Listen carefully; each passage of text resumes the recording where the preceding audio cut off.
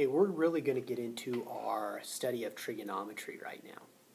Trigonometry is a special branch of mathematics, applies to right triangles and the ratios that are involved there. Let's start with some of the basic definitions. First of all, we need to know what a trigonometric ratio actually is. That is the ratio of the lengths of two sides of a right triangle. Notice I have right underlined. This only applies to right triangles, meaning at least one of our angles has a 90-degree measurement. So let's start looking at what some of those ratios are. We first of all have the sine of an angle. The sine of an angle is equal to the length of the opposite side over the length of the hypotenuse. So if we were going to find the sine of an angle, let's say angle A, we would need to know the measurement of side BC. That is the side opposite angle A. We would put that over the length of our hypotenuse. We'll see some examples here in a little bit. Our next ratio is called the cosine. The cosine of an angle is equal to the length of the adjacent side over the length of the hypotenuse. So let's look at angle A again. For angle A, we would need to know the length of AB. We would put that over the length of the hypotenuse, or angle AC. Our final ratio that we're going to look at to begin with is the tangent of an angle. The tangent of an angle is equal to the length of the opposite side over the length of the adjacent side. So if we were finding for angle A, we would need to know the length of BC. We would put that over the length of AB. We'll see some examples here of what exactly that looks like when we go through an example problem. These first three ratios are really what all the rest of our ratios are based off of. If you understand these three, you'll be okay understanding the rest of them. So let's actually look at an example, put this into practice. Okay, before I start looking at it, there is a mnemonic device that people use, and it's called SOHCAHTOA.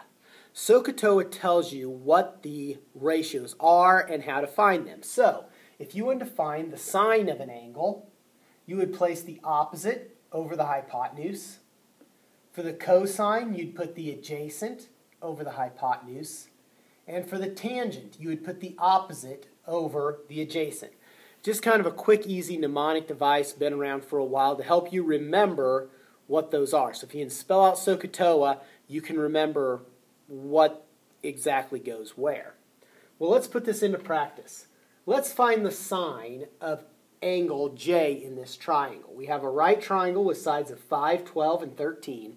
We want to find the sine of angle J. The sine is the opposite over the hypotenuse. So, opposite J is 5. The hypotenuse is 13. Okay? Let's look at the cosine for J. The cosine is the adjacent over the hypotenuse.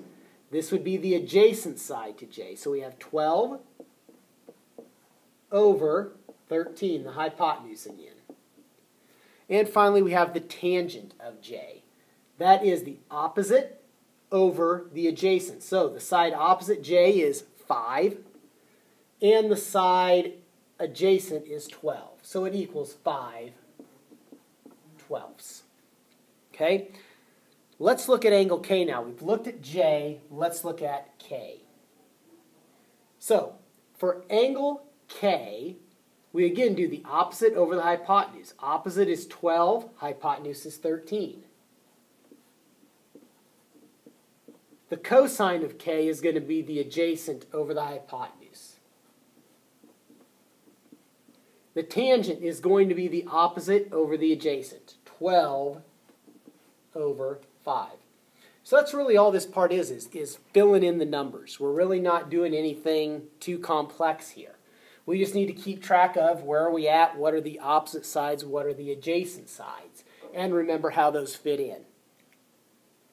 One thing to notice here, notice that the sine of angle J is equal to the cosine of angle K.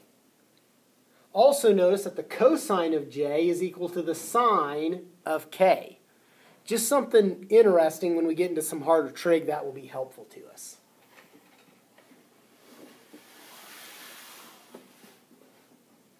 All right, let's go on to our next set of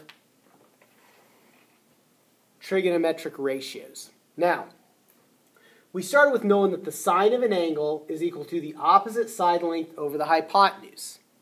We have a corresponding ratio.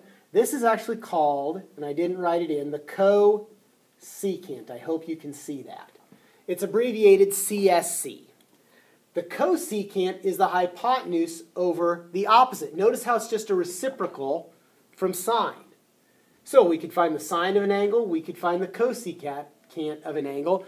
Those numbers are just going to be reciprocals. If we find the cosine, which is adjacent over hypotenuse, we can also find the secant. Secant. That is the hypotenuse over the adjacent. Again, we're just flipping. We're doing reciprocals. Finally, the tangent, which is opposite over adjacent, also has a cotangent, which again is just a reciprocal. Adjacent over opposite. I'll write that in real quick. Cotangent. All right. Two ways to remember this. One is to simply know that the reciprocal of the sine is the cosecant. The reciprocal of the cosine is the secant. The reciprocal of the tangent is the cotangent. Biggest thing that gets confused here is we see cosine right here, and we think the reciprocal must be the cosecant. That is not correct. Okay? But you see the co, and people think, oh, that's the reciprocal. No, that's not the way it works. Remember, the reciprocal of sine is cosecant. The reciprocal of cosine is secant. Another mnemonic device that might work, similar to SOHCAHTOA, I've seen a few people use this, is CHOSHAHCOA. Maybe that'll help, maybe it won't. But it's the idea that the cosecant is the hypotenuse over the opposite. The secant is the hypotenuse over the adjacent. The cotangent is the opposite over the adjacent. Maybe that will help you, maybe it won't. I'll leave that up to you whether you like that mnemonic device or not. Okay, last part of this. Let's do a few more ratios now using the exact same triangle we already used. This is copied down. This is what we got the first time when we found all the ratios for these. Well, since cosecant is just the reciprocal of the sine, it's going to be 13 over 5. If we remember, the cosecant is the hypotenuse, which is 13, over the opposite, which is 5. The secant is the hypotenuse of 13 over the adjacent of 12. Notice again, reciprocal. The cotangent is the adjacent, 12 over the opposite, 5. Notice again, just reciprocal, straight across. So our cosecant of k is going to be 13 over 12. Our secant is 13 over 5. Our tangent is 5 over 12. Once you have the knowledge of what these ratios are, it's just a matter of plugging in numbers to be able to find this. Go ahead and work the example problems, and we'll see you in the next video.